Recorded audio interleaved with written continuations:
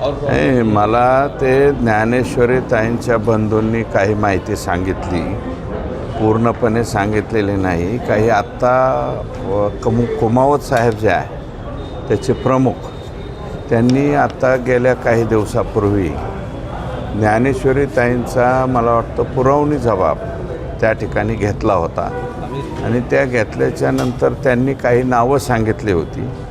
त्यांची brain mapping काहीतरी तपासणी जी आहे ते आज झालेली आहे आणि आणखी नार्कोटिक्ससाठी उद्या काय 11:30 किंवा काय परवा वेळ दिलेली आहे मला माहीत नाही.